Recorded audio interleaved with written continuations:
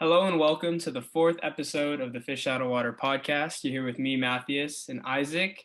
And today we're going to jump into a little basketball, talk about some big trades out in the West Coast, and then we'll talk about some rookie QBs, what we saw in preseason, and finishing off with the AFC West predictions. Is there anything you want to add? Nah, let's get into it. All right. And let's start off with one of the worst trades in NBA history. The Clippers traded away Rajon Rondo, Daniel Aturu, or that guy is, and Patrick Beverley for Eric Bledsoe. So, Mr. Clippers fan Matheaus, what is your reaction to this trade? You gotta put me on the spot, man. We just started. I'm gonna be honest. I did my absolute best to like this trade, and I still can't like it. Like, I can't justify it in any way. I'm so confused. Like, the only thing I can think about is $30 million in tax exemption, but does a $100 billion net worth owner really need $30 million? You know what I mean?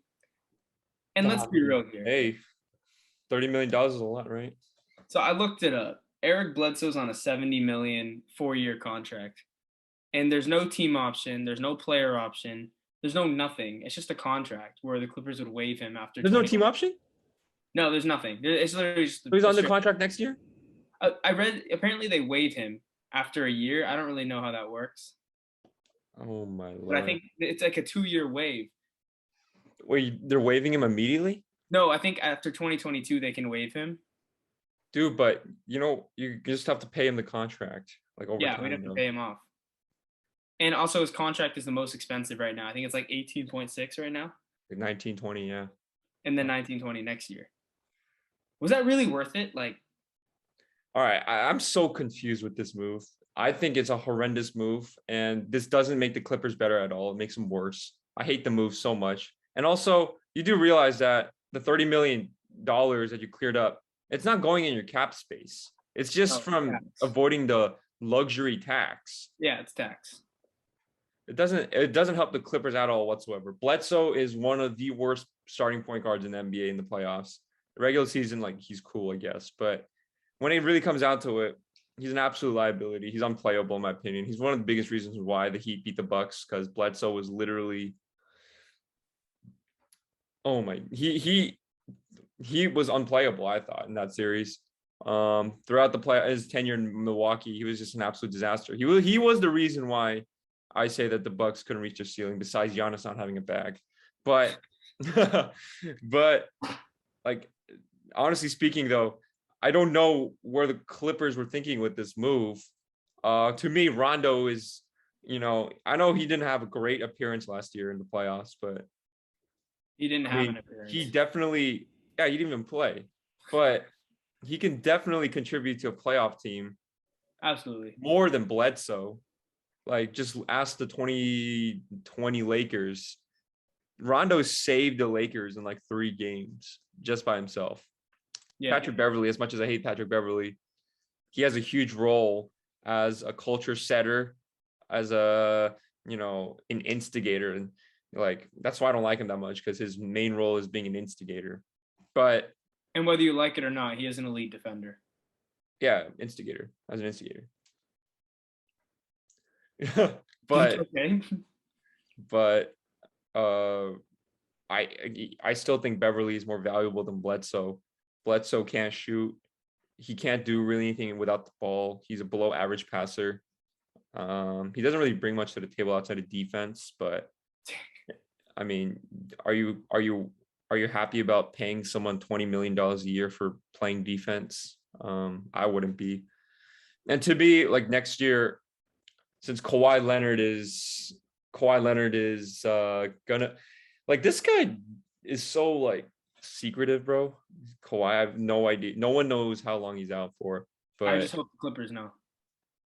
Yeah, to me, this trade with Kawhi Leonard out makes them in the same tier as the Kings, Pelicans tiers, maybe Spurs, somewhere there.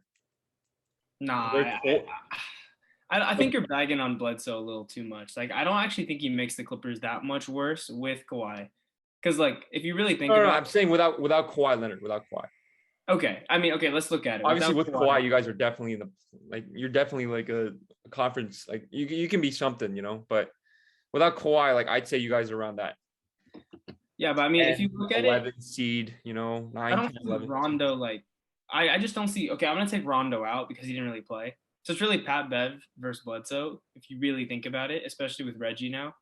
And like I guess Bledsoe brings to the table, he's still a great defender, a good on-ball defender. His offense isn't that good, but if you really look at the Clippers last year, it was a lot of iso ball on the wings with their guards. So Bledsoe really doesn't need a lot of responsibility. But I agree with you on the liability thing. I just don't like the cap hit. Like at first, I thought the Clippers were tanking because they drafted all these young guys. They focus on re-signing people. Or tanking is not the right word. They're focused on the 2022 free agency so that they would have cleared up some cap space, let Bledsoe go. But then I realized they actually can't let Bledsoe go. And I think Rondo was making, I think, 9 million, and then Pat was making about what 15, 13. He was making like 15, I think. Yeah, so the contracts came out to pretty close to even, which means that we legitimately took Bledsoe. So the only thing I can think about is that the Clippers were done with those two players. And I believe that Rondo pulled the wrong strings when he yelled at Kawhi when Kawhi took that horrid game-winning shot. I think there was some bad blood there. And when it comes to Pat Bev, I think the shove on the last play of the season on Chris Paul honestly did it. So my belief is I think those two players were not getting along in the locker room, and the front office took initiative to just try to get something in return, and they found Bledsoe because the contracts matched. That's the only thing I could think about. Yeah, but that's what I'm saying. Like, first of all, like how I was saying that Kawhi Leonard is one of the worst superstars you can build your team around. If the reason why they got traded is because Kawhi Leonard didn't like him, that's a terrible reason why you did that trade. Other than I think the front office and the locker room. Yeah, but like if you think about it, since you traded for Rondo in the first place, you traded 2 first-round picks, Lou Williams. So what you got for 2 first-round picks, Lou Williams and Patrick Beverley and Daniel Toro was Bledsoe. And you guys don't have many, like the Clippers don't have many assets left. Mm-mm. And to use your last bit on someone like Bledsoe, it's just not good. Because I think even though Beverly's market has gone a lot lower than it was a couple of years ago, he can still get you something. Rondo's market also fell a bit, but I also think he can get you something valuable. To take back someone like Bledsoe, it's just, I don't know what they were thinking. And he's not even going to start anyway. And he's getting paid more. The backup point guard is getting paid more than the starting point guard on the Clippers. Reggie Jackson. That's true. Bledsoe would be coming off the bench this year too. He better be. If he starts, like that's a total disaster. I mean, he might start at the beginning of the season, and the Clippers might put Reggie at the 2 and PG at the 3. Actually, I feel like they should start Terrence Mann over Bledsoe too. I'd take Terrence Mann over Bledsoe. I definitely take Terrence Mann over Bledsoe. Yeah, I don't know.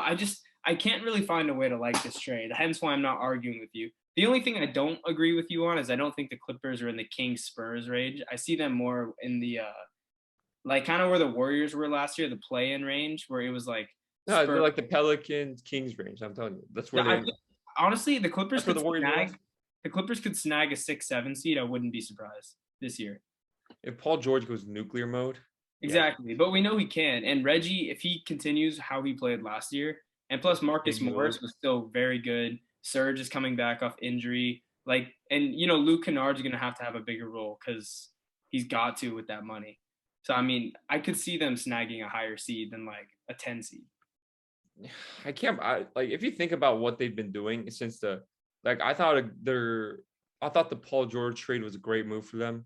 Even though they gave up like their entire future, I still think I would have done that 10 times out of 10. Absolutely. But ever since then, I don't think they've made a single good move, in my opinion, outside of maybe acquiring Marcus Morris for Mo Harkless. I was actually, at that time, I hated the trade, but Mo Harkless has declined so much to the point where Marcus Morris is better than him. Now I'm playing. But like signing Marcus Morris to $64 million, Luke Kennard to another 60. First of all, trading for Luke Kennard in the first place and letting go of Landry Shamet. Landry Shamet's the better player here. No debate. Luke Kennard, No, $64 million. maybe actually, because the only problem is Luke Kennard. Like he's such a good shooter, but every time he comes in the game, Shamet can do more than Kennard can. it's just because Shamit's not a defensive liability. Like they just target Kennard every time he comes in. Yeah. He has to get better on the Like defense. Shamit's a type of guy you want in the playoffs. Kennard, unplayable. I mean, you saw it. He played like 5 minutes a game against the Jazz. Yeah, but he hit every time he shot a three, it goes in. It's just he just got to get that D. He can't become a liability. He doesn't need to become elite on the defensive end, but he has to be able to hold his own. That's a lot to ask for him because at this point he's like statistically one of the worst defenders. I mean, I'd give him a fourth of 64 million. Like I'd give him 16 million. Like, come on. Yeah, I know that like, and then also the Beverly extension. That was I don't know what. I didn't mind the Morris or the Beverly one. It was just Luke Kennard for me. Like Marcus Morris balled out. He deserved. I'm not paying him $64 million. Though, I'm fine with that. Like if you look at the players, getting paid is almost as much as like Marcus Smart, who just got a $70 million contract. Actually, no, 77 to 64 is kind of a lot. Like I just wouldn't pay I wouldn't guarantee Marcus Morris $64 million. You're basically committing him to be, at best, like maybe fourth option. Yeah, he's like a 3-4 option. Like, do you really think Marcus Morris can be a third option in a championship team? Unless LeBron. Yeah, he could be a third, more of a fourth option, but he could be a third option. It depends who you have around him, though. Bro, like you're putting him in the same levels. Like to me, like the third option guys are like Middleton, Booker, no, they're second options. Those are like the real third options. Who's the third one you said? DeRozan. They're all third option. They're all third option. Currently is a third option. The other two are twos right now. Nah, Middleton's a third, bro. Nah, Middleton's a 2 after that, dude. He's freaking. No. They're all threes. They're all threes, bro. Zach LaVine is a 3, in my opinion. That's true. I mean, okay. I think the guys you were naming are borderline 2s, but if you're considering them 3s, then I put Marcus Morris at a 4. But I mean, the Clippers 3 is Reggie Jackson, so I mean, it depends. And like the Bucks for me, Drew Holiday is the 3. Hey, you feel good about Reggie Jackson as your 3 though? And the Lakers last year was Schroeder at the 3.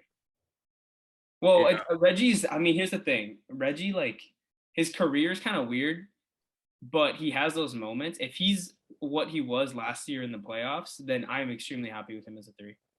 Yeah, that's true. Yeah. What he was last year was crazy. I couldn't believe what I was seeing with my own eyes. I can't believe the Clippers actually got him and Kawhi back too. They literally gave Kawhi $173 million and gave.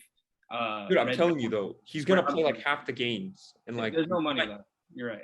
He might miss some of the playoffs too. Yeah. So you're committing that kind of money to Kawhi Leonard. Yeah. You see what I mean though? Like he requires so much maintenance and demands so much. Kawhi. Yeah. It's tricky. Kawhi's a really, really tricky athlete to work around, and he's not communicative. Like apparently, after he tore his ACL, he got mad at the Clippers staff for underplaying it, and he didn't tell them that he. Yeah, like he doesn't communicate with anyone. It's just know. If he's communicating with his teammates behind the scenes, then I don't mind. But like that's something we'll never know. Yeah, but I mean, like remember in San Antonio when he was holding out, like the year before he got traded to the Raptors. He was like not communicating with the team at all. It was just being super difficult. Yeah, except with Uncle Dennis. Yeah, the Uncle Dennis guy, like, I don't know. He's so, oh my God, that guy pissed me off because he's just taking advantage of Kawhi and basically, like, off of the Kawhi. So when Kawhi signed with the Clippers initially, when PG came and stuff, Yeah. What happened was Uncle Dennis, like required like a helicopter ride everywhere it went or something stupid, Yeah, that I remember the NBA was investigating all like the little contingencies. Yeah. Ballmer gave him some Microsoft stock, Yeah. It's just Kawhi is so like he requires too much maintenance, for a guy that's to me not even a top 5 player. I mean, you know where I stand on that, but I mean, you've been transparent. You think Kawhi's like 8 or 9. He's like, no, he's definitely better than Giannis. I'll give him 8. But I think Jokic is better than him, bro. Okay, I have Kawhi 4 or 5. 4 or 5. Yeah. I'll put him at 4 to 5 right now. I You have a think he's better than toss. Curry? You think he's better than Curry? No, I've Luka, Curry, honestly, arguably might be the best player in the world right now. He's so slept on. bro. No, Dude, he's not slept on, bro. everyone bashed him for last year for not making the playoffs, but you realize when Curry started, he was 38 and 28. That would have been a 6 seed with a terrible roster. And he basically did that single-handedly, putting up MVP numbers. Yeah, but no one's saying like no Literally, one's underrating Curry, bro. Trust. no, but I mean, people are like forgetting that he's clearly a top 3 player, you know? Nah, he's 4. Nah, he's clearly top 3. No, bro. For me, and Luka's then Luka's better, bro. I'd Luka's have Luka and Kawhi as a toss-up in 4-5. yeah, I mean, yeah, that's clearly biased in my opinion. But I'm telling you, Luka is better than Curry. I think he's dude. After seeing that series, how can you say Luka is not better than Kawhi though, bro? Because Luka was getting series. he was like getting doubled with the help side, dude. Kawhi was averaging 60% from the field, dude.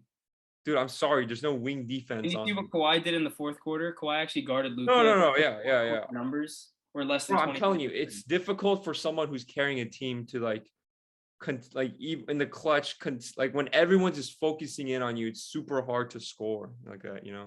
Yeah, and what I will say too about Luka is the Clippers, in my opinion, are the best perimeter defensive team in the league, at least last year. And the year before, it was top 3. So if you really look at that, Luka was dropping those numbers on that. Can you imagine Luka against like a Suns team or like a Bucks I team in know. the If playoffs? if the Mavericks beat the Clippers this year, I actually think they might have won the championship. No, They would have definitely made the finals. Luka and the Clippers are getting a bad rap for playing each other because people are bagging on the Clippers and underrating Luka. And Luka's getting Yeah. underrated because people are bagging on the Clippers. If Luka plays anyone other than the Clippers, like he's getting recognized as a champion. I agree with you on that. Yeah, he might have won the championship this year if he beat the Clippers. Yeah, he probably would have. I mean, the roster wasn't good, but if they beat the He's Clippers, just so much better than everyone else, you know? yeah, they could have beat the Jazz. The Suns are a joke, as you and I believe. And then Yeah. the Bucks, I don't know if they would have had the personnel to stop Giannis. Yeah, but that's the thing though. The Bucks were actually like pretty not bad this year.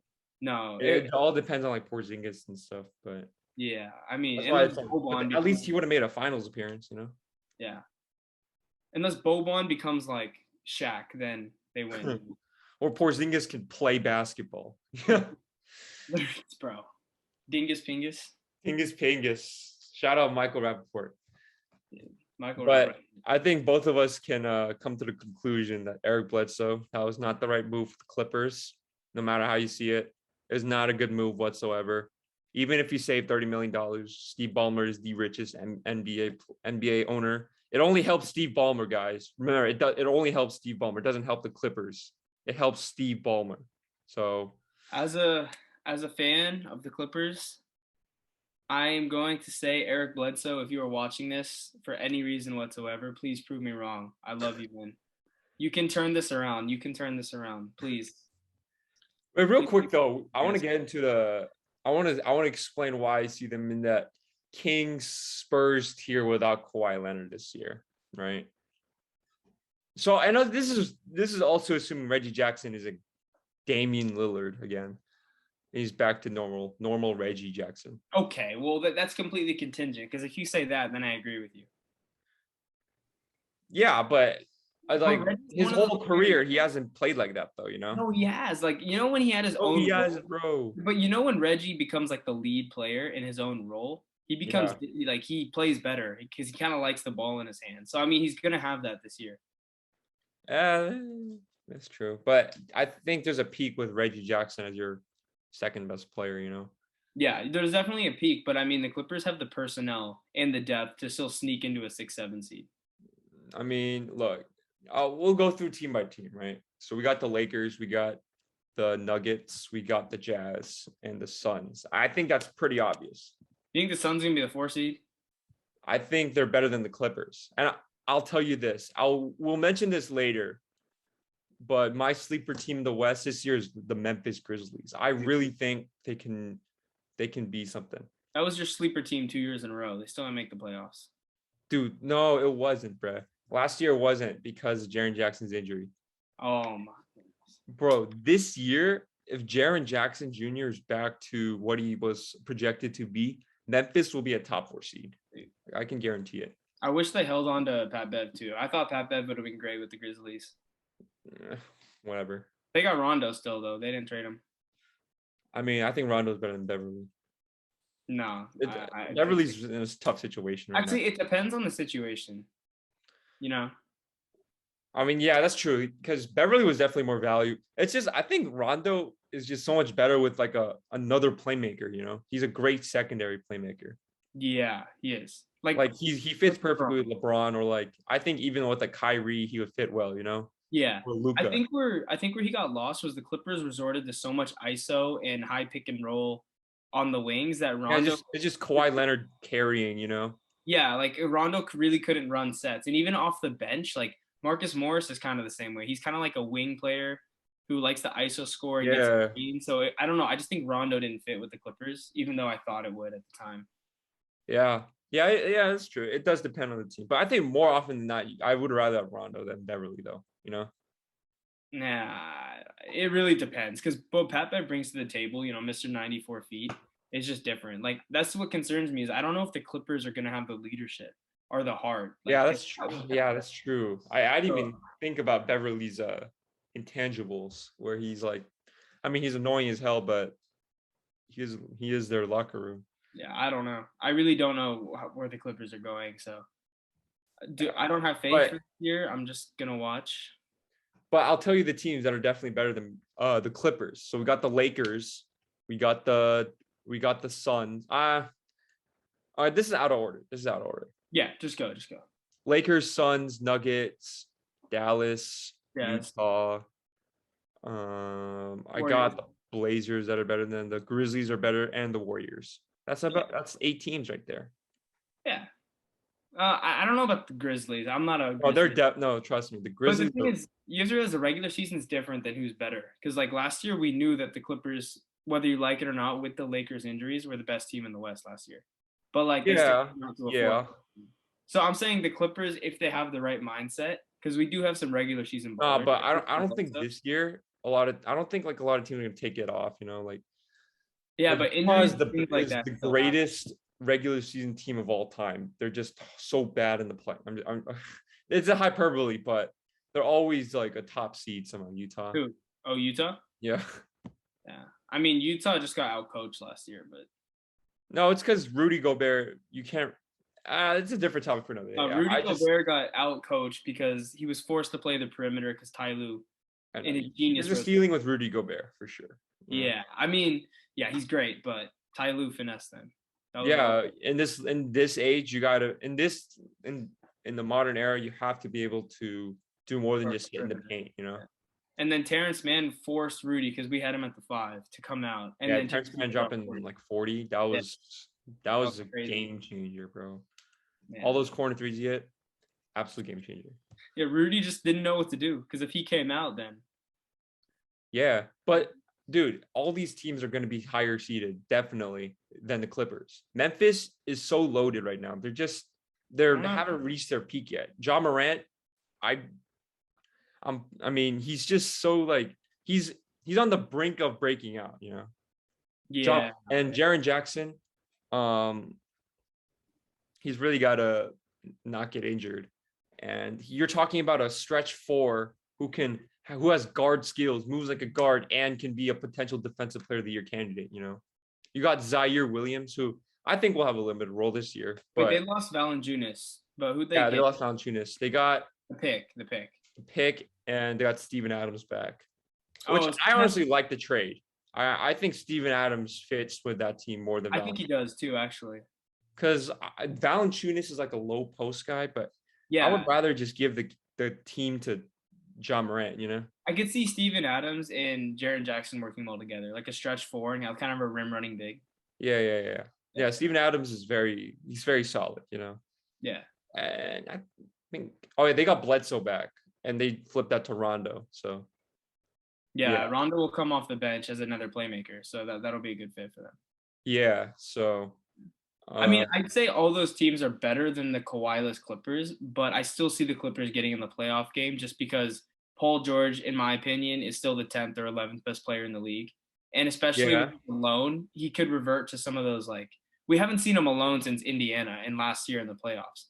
Like, we know that he has that ability to like elevate. Yeah, no question. Paul George has these seasons where he just goes absolutely bonkers, and like the OKC year, his last year in OKC, Yeah. he was like a top 3 MVP candidate. Yeah, he was third. If he has that kind of season, like the Clippers can definitely be like a 6, 7 seed.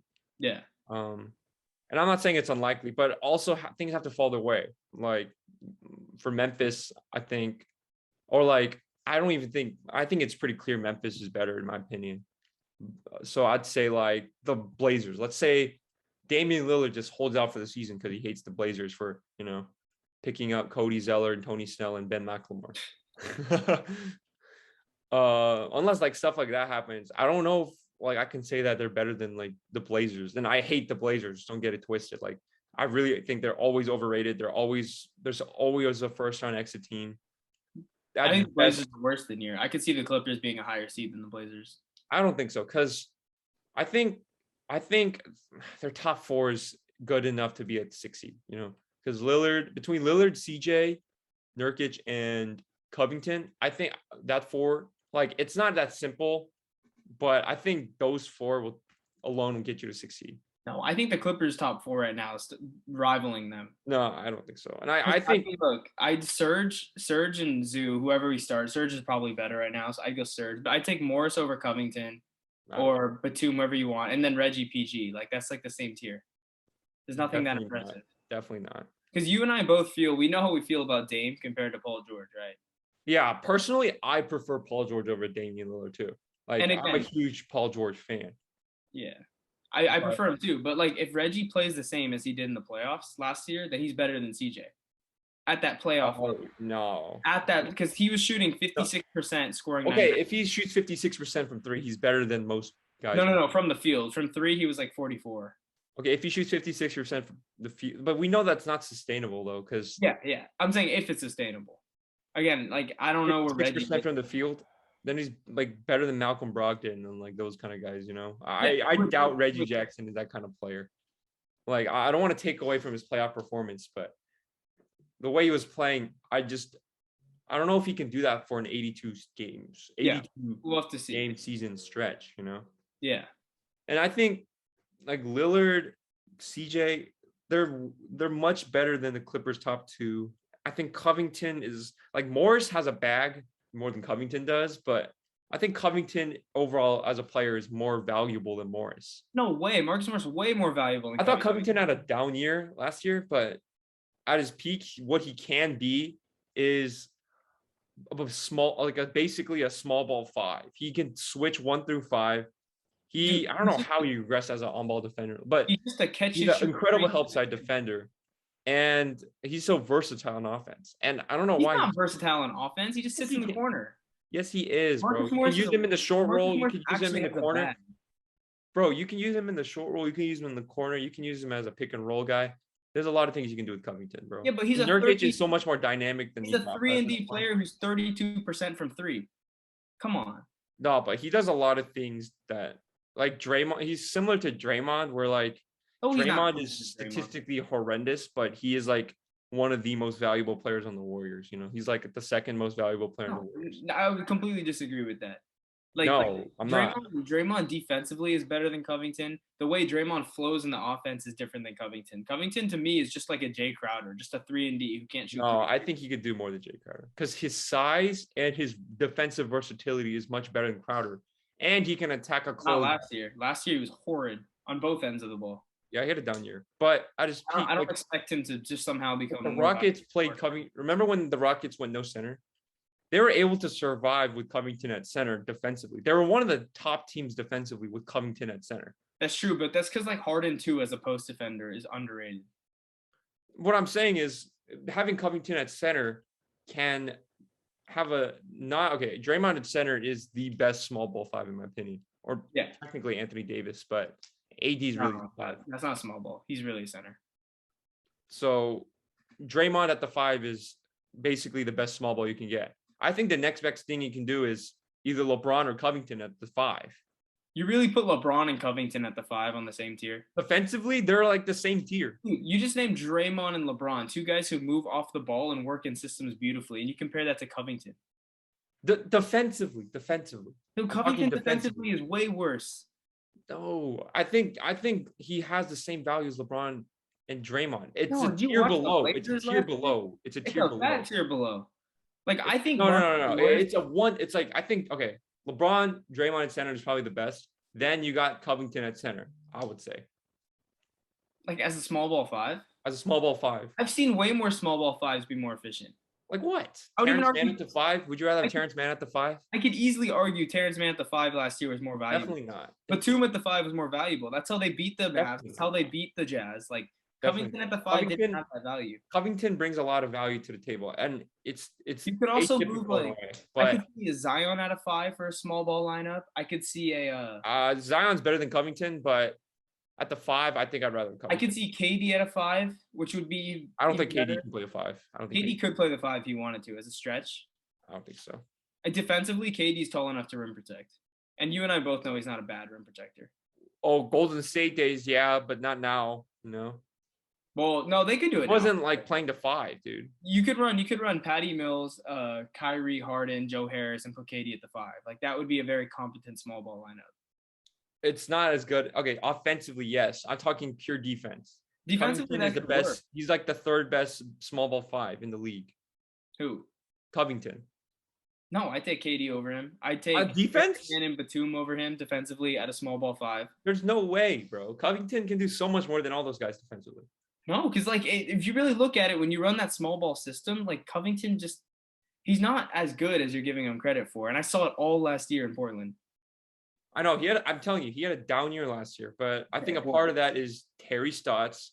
It was a COVID year too. On top of that, and we saw a lot of like weird Not things. as bad as the bubble year. Come on, like COVID year. No, it's not, bro. No, it's not. No one played this year, bro. At least the players played in the bubble. Yeah. Players played. Dude, I'm telling you, the Rockets, when they went Covington at the 5, were our top like 5-10 defense. Yeah, but that's different when you have James Harden. I'm sorry, James Harden as a player is just way better than as like a Lillard, Yeah, Harden's better than Lillard, but I think I'm saying defense, period. The Rockets were surprisingly a bad offensive team with the 5 out. Yeah, but they had snipers across. Like it worked defensively, and they had some longer arm defenders. Whether you like it, Daniel. Yeah, they were a top 5 defense with Covington at the 5. Yeah, but I How don't. can you say that's not better? How can you say that's not better than Kevin Durant as a 5? If you put him at the 5, Dame, CJ, and whoever else you throw in there, they're not going to be at that level.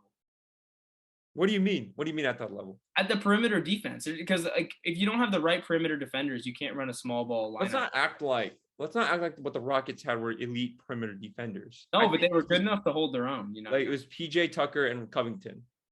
PJ Tucker's a very competent defender. He's good, but and Daniel House is game changing. He's good, but he's not game changing. I would say. And what's his name? Harden can guard the post pretty well too, and Westbrook was a great on-ball defender. Like that was a different kind of defensive unit. No, bro. Westbrook and Harden. They're decent defensively, but I wouldn't say that they're game changing either.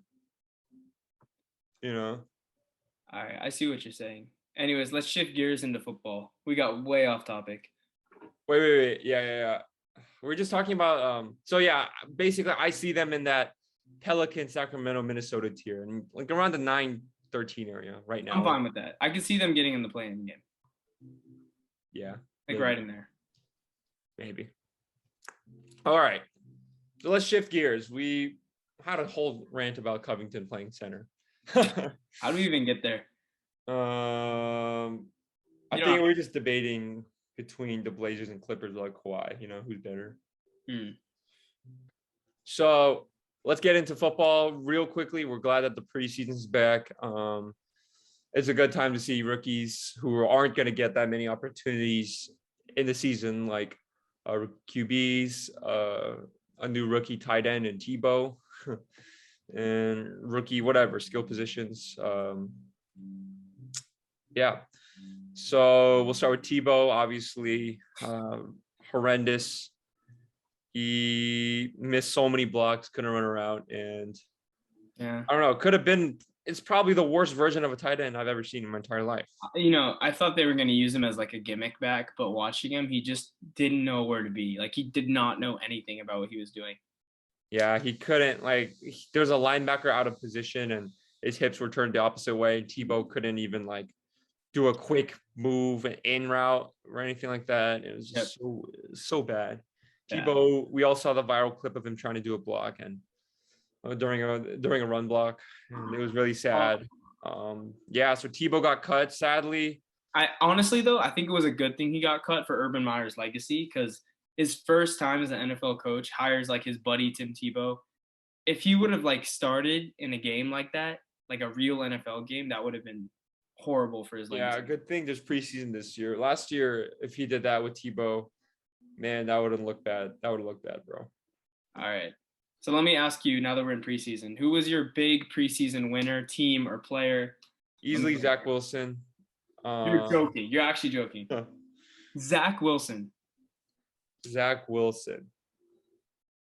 After seeing that, bro, I'm like, seeing what? What did you see? Dude, did you see his release? It looks like Rodgers' release. I'm not saying he's Rodgers, but he has the same kind of electric throw as Rodgers does. The wrist flick? The wrist flick and how quickly he gets the ball out. And his pocket presence is already solid. That's something that rookie QBs never get down. He won't get sacked as much because of his pocket presence. And dude, he read the field correctly in that preseason game. And I thought that he definitely played the best out of all the rookie QBs. So Zach Wilson he got 63 yards on 6 for 9 passing. He had an 86 QB rating. And Pro Don't look at the stats, bro. Don't look at the stats. Gave him an 80.3. I watched this game. I watched Zach Wilson's drive, and I'll tell you what I saw. I saw a guy who had a good arm, could move in the pocket, but he was an upright game manager the entire time. That was every QB. That was every QB. That was every QB. That is not every QB. That was every QB. That was every rookie QB. He literally was preventing not to turn the ball over, which is great, and he was checking down half the time for 5 yards. Oh, that was all QBs in the preseason, bro. Even that was not all QBs. T-Law wasn't throwing bombs. Who? T-Law wasn't throwing bombs. T-Law's the other one. We'll get to him later. But I saw him. Actually not so much. I saw T-Law, kind of dipping his feet in, but he did throw. He had that 135-yard throw to I forget. He wasn't throwing bombs like Mac Jones. Threw a couple. He had that one throw that was really impressive. Mac Jones, he wasn't throwing bombs either. Mac Jones, we're gonna get to him. Mac Jones. By the way, Mac Jones played phenomenal. I thought he didn't, dude. Okay, the Mac Jones is worse than Zach Wilson because this dude went. Let me see, 13 for 19 for 87 yards. 87. You can't just look at the stats, my dog. How do you complete 13 throws and you get 87 yards? Dude, it's not that simple, bro. He's literally checking down the entire game. I watched it. That's not. Okay, you're looking for stats in a preseason game. I'm looking at talent. And the throw he made to that one bum receiver down the sideline for a touchdown, only 5 quarterbacks in the league can probably do that. The guy dropped it. About the 12 5-yard button hook routes that he completed? No, he threw this beautiful ball. That was an elite throw. His pocket presence is brilliant already. It's not brilliant, dude. Yes, it is. He's getting rid of the ball quick, but literally every throw was on the 5-yard line. He was throwing 5 yards. That was all QBs. That was basically every. How do you all throw the bombs that Mac Jones threw were dropped? I'm telling you, this one he would have had the throw of the week if this guy didn't drop it. It was a 40-yard, 30-yard touchdown right down the sideline. That was his only pass over 10 yards. Right here, and the guy dropped it. He attempted one pass over 13 yards, and that was that pass. Dude, no, bro. You look at talent. You don't look at. Dude, he took one sack that was bad too. He was holding the ball way too long, and he didn't step up and got sacked. Talking about taking sacks, I thought the worst one this week was your guy Trey Lance. He was awful. Trey Lance was pretty awful. Yeah, but I never told you he'd be good in preseason. He is so raw. He is. Dude. So he went. Here's the thing, though. He went 5 for 14 for 128 yards Dude, total, the only thing he including did rushing. was that one bomb. But to me, that was such an unusual play because it was like a play action roll to the right, throw across your body all the way down the field. That's what Trey Lance is going to be though. Like, Okay, dude, but you you see can't. how difficult that throw was that he pulled off? That's the upside of Trey Look, Lance. no question, that was a great throw, and Trey Lance's arm is good. All right, I'm not saying he has a bad arm, but to me, it confirmed what I was saying, bro. To me, he's similar to Taysom Hill. Taysom Hill can make those throws too, bro. He has no Taysom Hill pocket cannot awareness make those whatsoever. throws. He can make one. What's his name? Wait, I forgot. Trey Lance. Sorry, Trey Lance made one throw the entire day, and it was he just hucked the ball. Like he has no saw. Like Aaron Rodgers can throw the ball 1,000 miles per hour too, but Yeah. he also knows when to he was running the lift receiver it into the full receiver. stride. So what I told you about Trey Lance was that in 2 to 3 years, he's going to be an elite QB at the top of the league. I didn't say his first year because he didn't play a lot in college and he's raw, but like physical specimen. And I'll even tell you this: his let me see, He's his not going to be quarterback rating. Also, if everyone uses his QB rating was higher than Mac Jones and Zach Wilson. All right, I don't use that stat.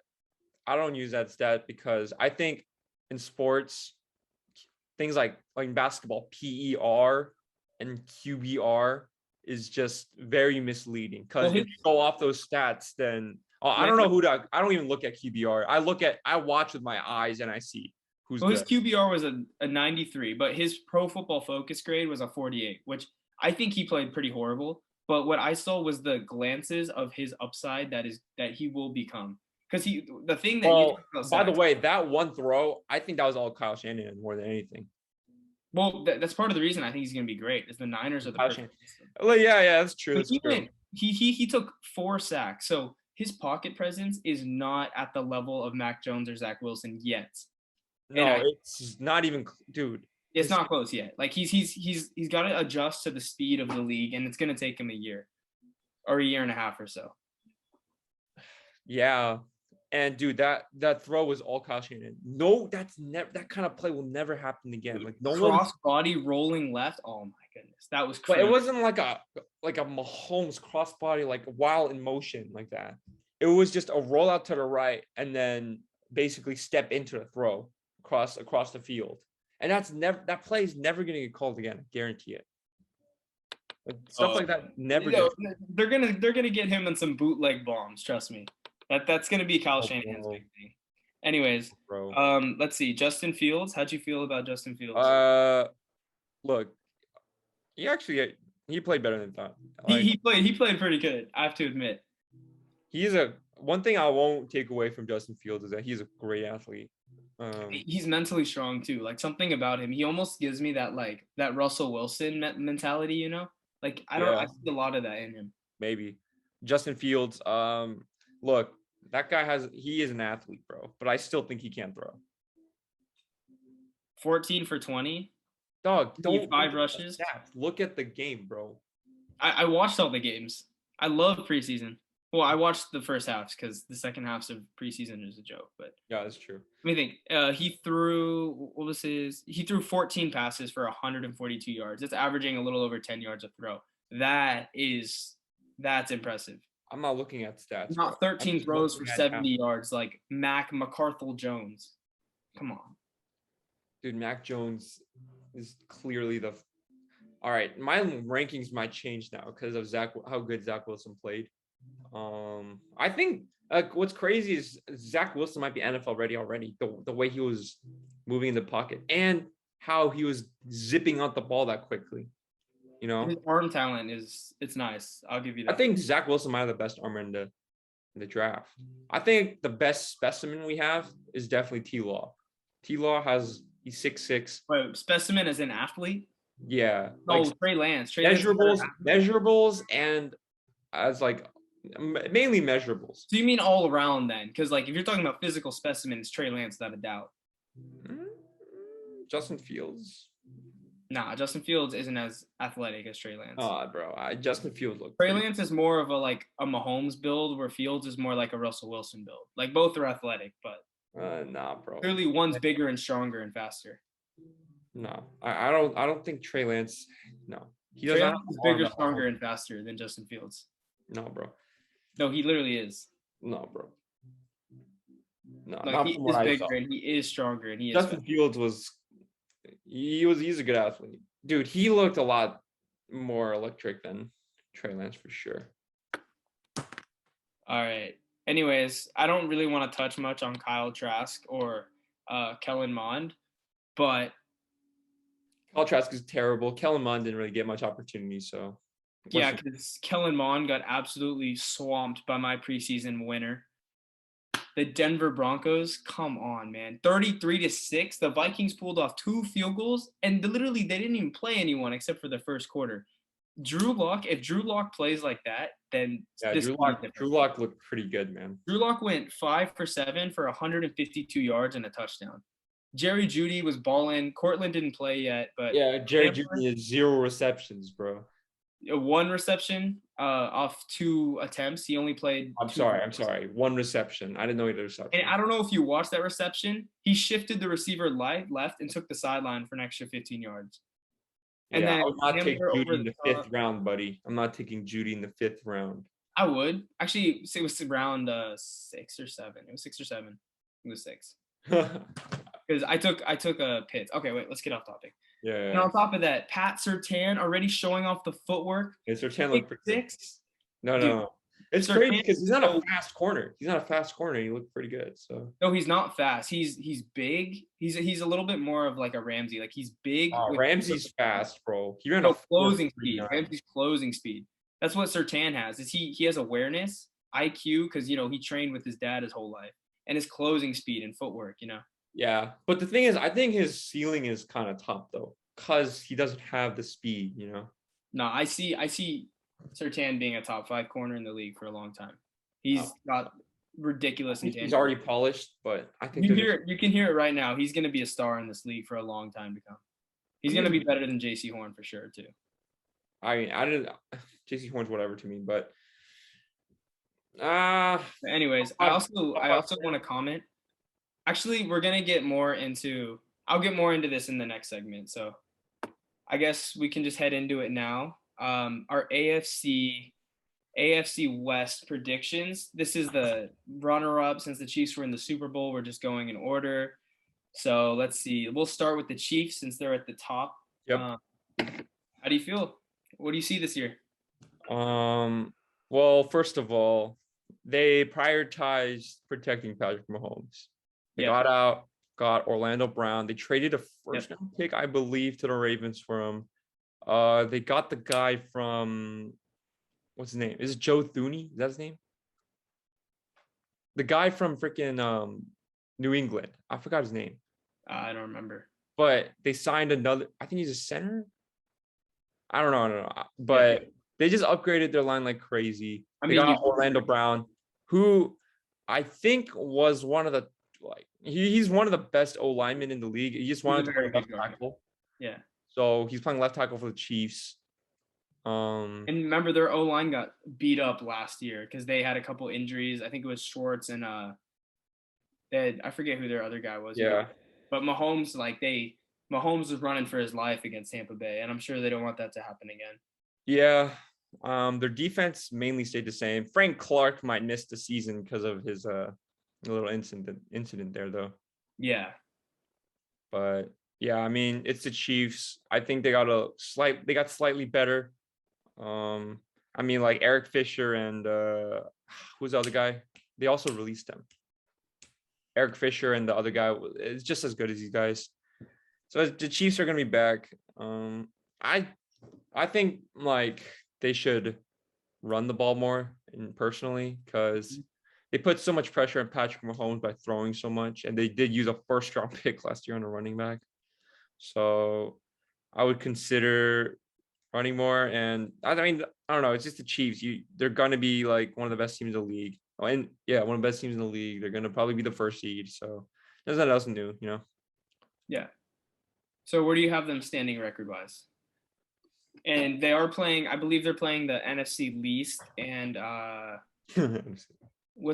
playing The Browns division, I believe, is the other one.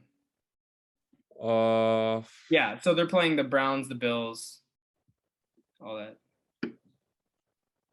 14-3. Like the only teams that they can really lose to are like the Rams, the Titans, the Packers, basically. Maybe the Chargers, but that's about it. Like they're not really playing any like. And I can see the Washington football team maybe taking a game, but in the Bills, I didn't see the Bills. So I mean, my prediction is 14-3, 13-4, somewhere there. Yeah. I completely agree with you. I think the Chiefs are exactly what we thought they would be. They're going to be this way for a long time. They are the big dynasty out in the AFC. They're not going anywhere. Travis Kelce, Tyreek Hill, we know what they represent. All they did is add more protection for Mahomes, which is all they should do. You got to protect your $500 million man. The Chiefs are the Chiefs. They're going to be right there unless someone upsets them, which they could. If you put money on them to win the Super Bowl, you're smart. There's nothing more you could really say about them. I have them at 13-4 this year. I think this division we're talking about right now is going to be the most shocking division in the league. I see a lot of crazy movement, especially playing the NFC least.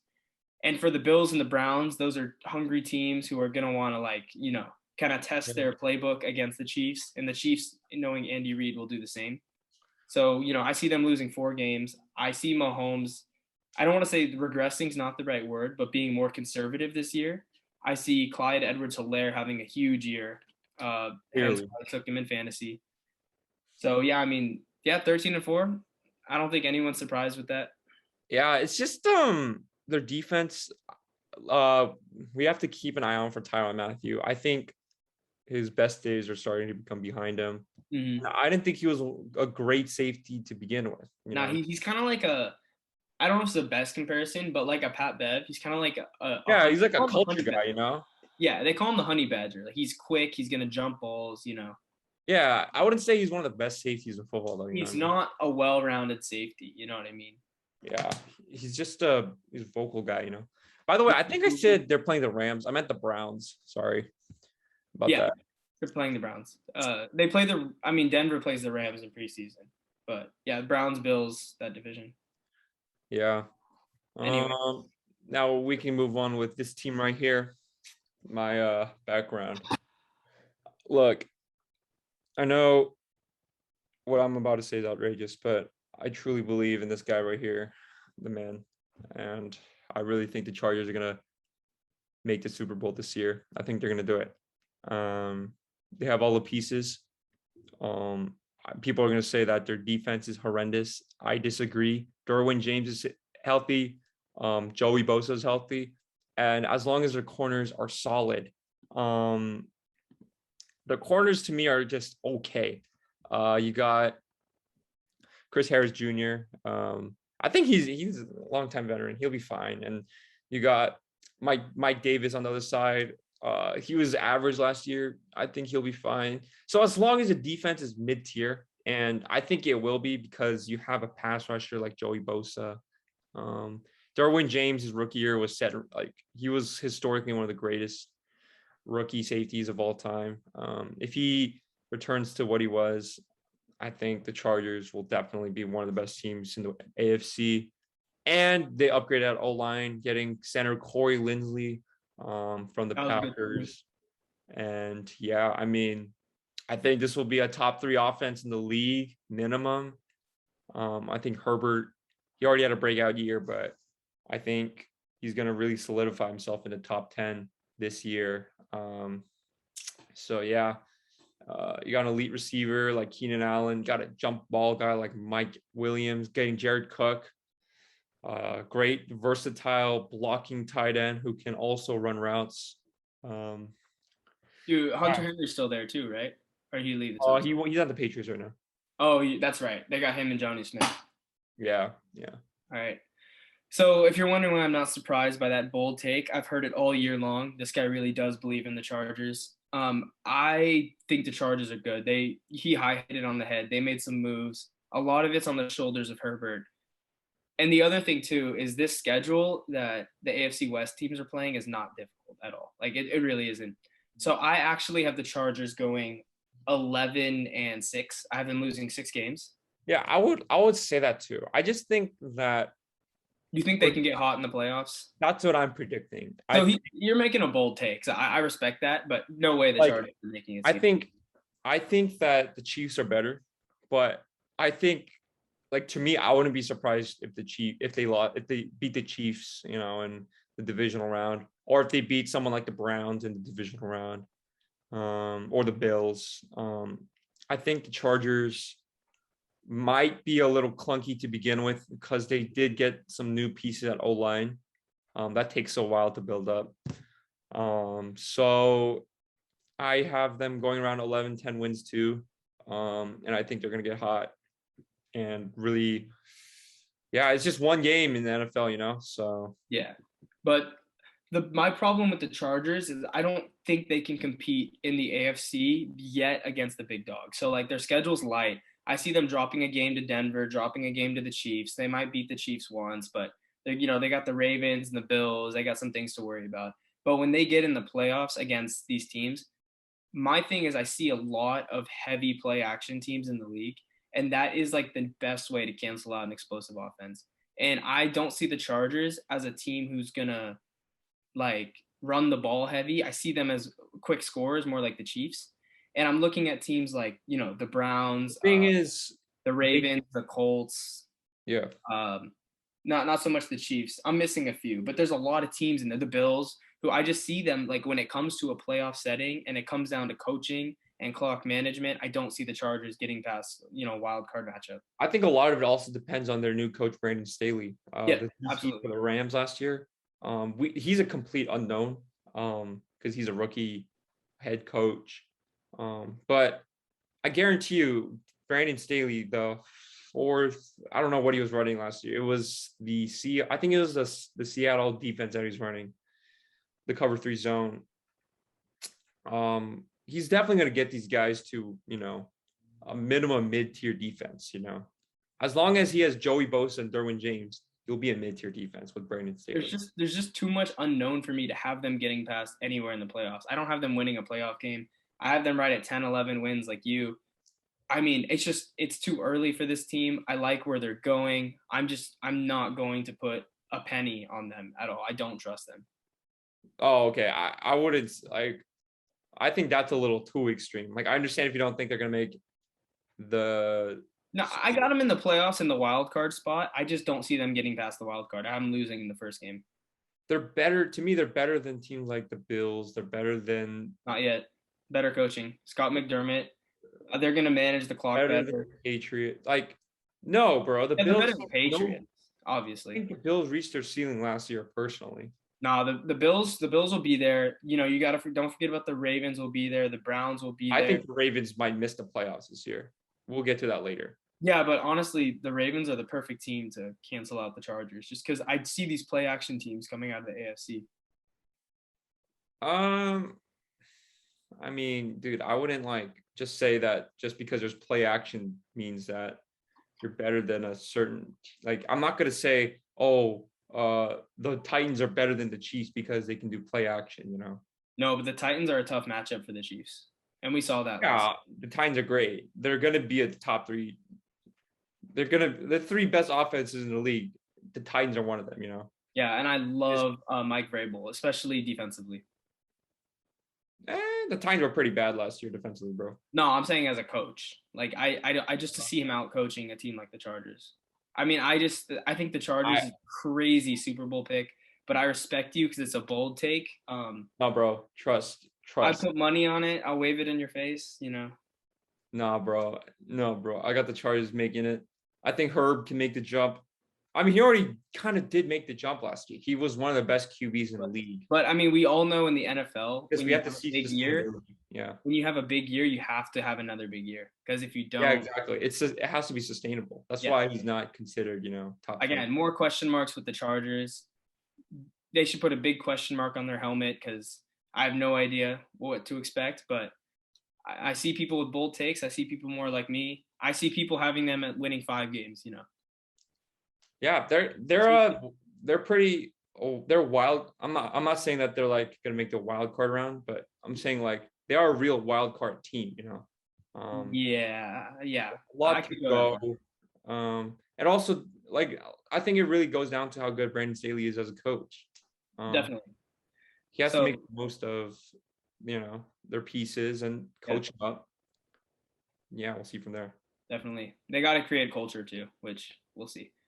Anyways, so getting to like probably the hardest team to evaluate in this division, in my opinion, The Denver Oakland Raiders. Broncos. Oh, no, I'm playing. Wow, really? The Raiders? Okay, the Denver Broncos. Let's hear where you have them. Okay. I think they're even a more wild card team than the Chargers, to I be honest. agree. There's so many question marks. It's like the roster is pretty complete in my opinion. You have a safety like Justin Simmons. You got that D line with Bradley Chubb. You got corners now because I think that the Broncos last year were missing so many corners. We got Kyle Fuller, Ronald Darby. We re-signed Bryce Oh yeah, Callahan, you got and then we drafted Pat Surtain. yeah. So you guys really loaded up at cornerback. We're 4 deep. I And think it's the obvious Miller. answer. It just depends on how good their quarterback is. I think Melvin Gordon and Javonte Williams will be it will be a dynamic running back field, they're going to share. I mean, there's like I don't know what else to say other than it's just how good Drew Lock is because the wide receivers are nasty. There's like no weakness on their positionally, maybe like linebacker, but you don't really need a linebacker to be good in the NFL anymore. Middle linebacker. Yeah, middle linebacker. Yeah, I mean, I completely agree with you. So take it what you want, call me biased. Denver has the most perfect roster outside of QB. One of Pro Football Focus had them ranked, I think, 4 for overall roster, even though most people just aren't paying attention because, like, you look at their weapons, right? You got a jump ball guy, Cortland Sutton, Pro Bowler, Jerry Jeudy out of Alabama. Yeah. Yeah, Hamler. Tim Patrick had 0 drops last year. Noah Fant out of Iowa. Defensively, they loaded up 4 corners. You got Kareem, Justin Simmons, and you got Chubb and Von Miller on the wings. And then you re-signed Shelby Harris. They got so much going for them. But what we do know in the NFL is none of it matters if you don't have a quarterback. Like it. I disagree. I mean, think about it. Look at Tampa Bay. I think Tampa Bay is really similar to Denver because without Brady, they were 5-11, 16-game season, and then they get Brady to win the Super Bowl. As long as you have a game manager, I think you can win with that defense. Yeah. So what I'm gonna make some bold takes for the record, but what I saw in preseason was Drew Lock go 5 for 7 with 150 yards, and Denver's offense looked 100% different. They have switched to a complete play action offense, so they would run up the middle. So I guess this year Denver's going to be run heavy. I think Javonte and Melvin are going to run, and they're going to try to make Drew Lock more of a game manager, kind of what Baker does, a lot of bootleg plays, get out in the flat. If Denver does that and their defense is top 3, which I think they will be this year, I have them as a top 3 defense easily, then I have Denver having a very strong record against this division. I could see them beating the Chiefs once. I could see them beating the Chargers once. They'll drop a couple games, but I have them right in the Chargers range if Drew Lock is average. So, I mean, absolutely. I thought the preseason performance by Drew Lock was very encouraging because he did some things that he couldn't do last year. Like, I thought he was very calm in the pocket. Last year, he'd be so frantic and he would try to do the Mahomes, like, run around like crazy crap, pick, interception. He looked like a system quarterback. Like, he just looked like he was running the plays. Yes, he was much more stable. And we all know about his arm. He has an explosive arm. But yeah, it just comes out to quarterback play. It's just so hard because of the quarterback. And we all know that with Teddy Bridgewater, if Teddy Bridgewater is a starting quarterback, I think the Broncos are more like a 7-10 team. I just think the feeling with Teddy is so low, Yeah. with Drew Lock, if he really performs like that consistently, because he was playing the Vikings third stringers, I'd say they win about 9 games. They'll be better, but So here's where I'm at. Call me whatever you want. I think Denver will have the best defense this year. I think their stats are going to be tough because they're going to have to go against like Mahomes and Herbert, obviously. But I mean, they're going through the NFC least. They're going through Jacksonville. They got some easy games to win. They're loaded. This is the no-fly zone 2.0. But it's all on Drew Lock. Lock has to start too. So I'm going to say if Drew Lock is not improving as he was last year, then Denver will go. They're going to go 6-11. And next year, Aaron Rodgers or Deshaun is wearing orange. Like, that's just how it's going to go. If Drew Lock is average, I have them at about 10 to 11 wins, right where the Chargers are. But if Drew Lock is what he was in the preseason with this defense and these weapons, I have them going 13-3 or 14-3 because they have the talent to. If Drew Lock is biased, if Drew Lock is like just has a breakout year, that can happen. But if I had to put money on it, I would put them right at 11-6 just because their defense is going to stand on its head. And I have them as a wild card team with the Chargers. I have 3 teams making the playoffs out of this division. Sorry, Oakland. Or the thing is, Vegas. I don't like. If we talk about playoffs, they're making the playoffs. I don't think they're like better than like teams like the Ravens. I think their roster is better than the Ravens. Dude, it's Jim Harbaugh, bro. Like, yeah, I know their roster. Not just roster. The talent is better. It's just Drew Lock. That's why it's so hard to evaluate Denver because you just don't know what they are. Yeah, you got to find out this year. What I do know is this is Drew Lock's like last year. If he stinks it up, Rodgers, last dance, he's gone. Deshaun, hopefully everything's cleared up. Deshaun might be on the move. Denver's not waiting with this roster. This is it right here. Yeah, you gotta go for it. Yeah. So, I think Matt has. I mean, if they're going 13-3 or 13-4, then they should be like winning the division, though, right? Yeah, they'd be rivaling the Chiefs right there. Yeah, that's pretty bold. Hey, I took Chargers. It's only if Drew Lock is competent. Yeah, we don't know, If he's what he was last year, then God no. I said 6-11 was my take. Like, it's weird because it's like at first you'd be like, "What? That's such a ridiculous take." But if you see the roster, and if you tell me Drew Lock is a top 15 quarterback, it's not like ridiculous, No, not at all. So, yeah, I mean, we'll see. I have them going 9 wins. I'm gonna go conservative here because, it's tough to evaluate. It really is too difficult. So I'll give them 9 and 8, 8 and 9, somewhere there. I don't think they're gonna make the playoffs though. Even if Drew Lock, like I don't know if he can reach top 15. As a quarterback, he's more in the 20 range in his ceiling, in my opinion.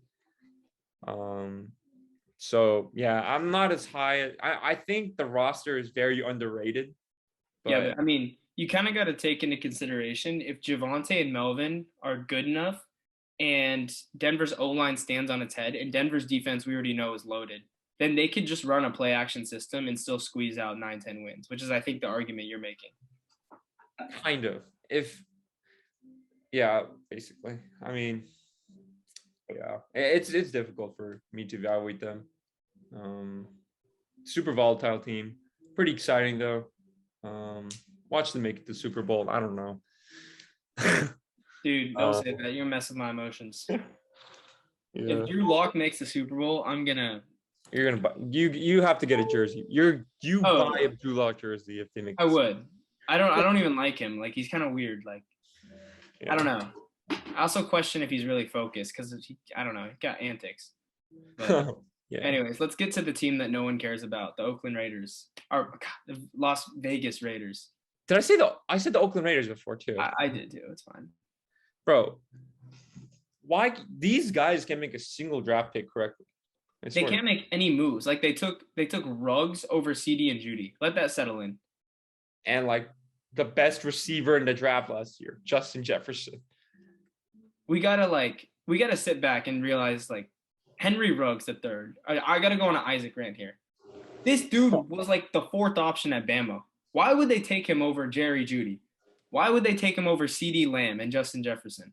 Like, are you kidding me? You wanted a receiver to give Derek Carr and you get him Ruggs, bro. Like 2 catch a game for 50 yards on a good day.